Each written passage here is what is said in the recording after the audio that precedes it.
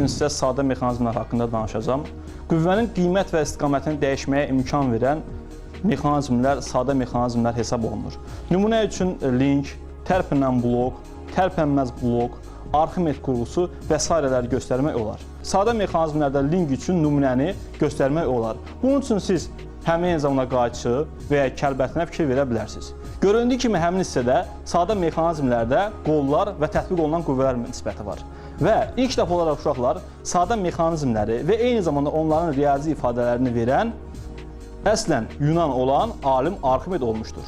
Arximed bizim eradan əvvəl 287-212-ci illərdə Siciliya adasındakı Sirakus şəhərində yaşamışdır. Atası astronom olan Arximed çox gözəl təhsil almışdır və demək olar ki, mexanikanın banilərindən sayılır. Arximed əsasən verilən linkin riyazi ifadəsini təyin etmişdir. Siz hal-hazırda ekranda linki görürsünüz.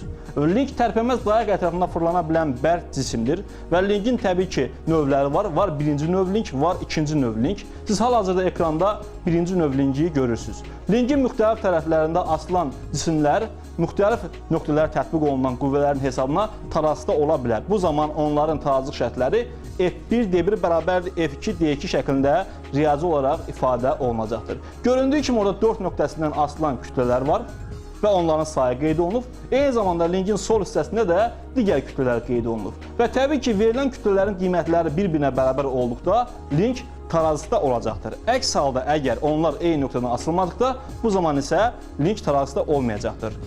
Arximed özünün bu kəşfinə əsaslanaraq belə bir ifadə işlətmişdi məşhur olaraq. Mənə dayaq nöqtəsi verin, mən yeri tərpədim. Amma əslində bilirsiniz ki, uşaqlar bu bir o qədər də asan deyil. Çünki yer öz ətrafından bir neçə santimetr kənara çıxsa belə artıq onun dağılma təhlükəsi vardır. Eyni zamanda Arximedin digər sadə mexanizmləri tətbiq edildə də nümunə üçün bir sıra biz mexanizmləri göstərə bilərik. Bunun üçün məsələn bloklar sistemini göstərmək olar. Bloklar özlüyündə də iki yerə bölünür. Var tərpənən blok, var eyni zamanda tərpənməz blok.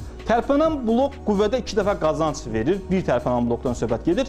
Tərpənməz blok isə yalnız qüvvənin istiqamətini dəyişir. Siz hal-hazırda ekranda görürsünüz, bu tərpənməz blokdur. Bu da bizim məişətdə ən çox istifadə olunan qurğulardan biridir. Xüsusən də misal üçün əsasən əsrin əvvəllərində və daha bir balaca da qabağa geçsək, insanların quyudan hər hansısa bir suyun misal üçün çıxarılması üçün istifadə etdiyi bu mexanizmi göstərmək olar. Uşaqlar, biz tərpənməz blokda qüvvədə yalnız istiqamətini dəyişirdiksə, tərpənən blok vasitəsilə qüvvənin yalnız və yalnız qiymətinin dəyişəsi olacaq. Bu isə bizə qüvvədə qazanc əldə etməyə imkan verir. Amma bir şey yadda saxlamaq lazımdır ki, biz qüvvədən nə qədər qazanırıqsa, məsafədə bir o qədər itiririk. Bu isə mexanikanın bildiyiniz kimi qızıl qaydası adlanmış olur. Məsələn, hal-hazırda siz ekranda yenə bloku görürsünüz. Əvvəlcə bir blok tərpənməz blokdur və ondan 120 kq-lıq kütləli cisim asılmışdır.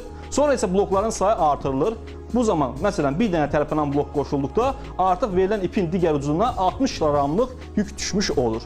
Əgər biz blokların sayını artırsaq, bu zaman qüvvədə qazanc əldə edə bilərik. Məsələn, hal-hazırda biz göründüyü kimi 3 dənə ipin sərbəst uzunluğu qeyd olunub orada və bu zaman kütlə 120 kq olmasına baxmayaraq, blokun sol hissəsində görünən ipə yalnız və yalnız 40 kq kütləli cisim asmaqla sistemi tarazda saxlaya bilərik. Bu isə göründüyü kimi biz artıq verilən həmin bloklar sistemi vasitəsilə qüvvədə 3 dəfə qazanc əldə etmiş olur. Arximedin eyni zamanda digər sadə mexanizmlərindən biri də Arximed vinti və ya Arximed qurğusu adlanır. Bunun vasitəsilə əsasən kənd təsərrüfatında suyu yuxarı qaldırmaq üçün istifadə olunur. Bunun adı Arximed vintidir. Şuralar, yəqin ki, sizlərin hər biriniz qızıl tac əfsanəsini eşitmişsiniz. Sirakus şahı zərgərə qızıl verərək ondan tac hazırlanmasını tapşırmışdır.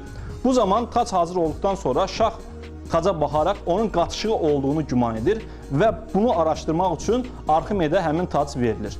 Arximed üçün isə həmin dövrdə mürəkkəb quruluşa malik olan tacın həcmini tapmaq çox çətin idi. Bunu araşdırmaqla məşğul olan Arximed bir dəfə hamamda yuyunarkən su ilə dolu vannaya daxil olduqda oradan suyun müəyyən hissəsinin kənara doğru töküldüyünü müşahidə etmiş oldu. Və əlbəttə ki, bu Arximedin təbii ki, diqqətini cəlb etdi və bununla da o Evrika, yəni tapdım deyərək, qışqıraraq qaçmışdı. Bu yeni kəşf əslində Arximedə cisimlərin üzmə şərti qanununu kəşf etməyə imkan vermişdir və bununla da Arximed müəyyən etmişdir ki, həmin verilmiş tacın qarşılığı var. Bundan sonra zərgər öz təbii ki cəzasını almış, amma fizika elmi isə uşaqlar təbii ki öz yeni kəşfini tapmış olmuşdur.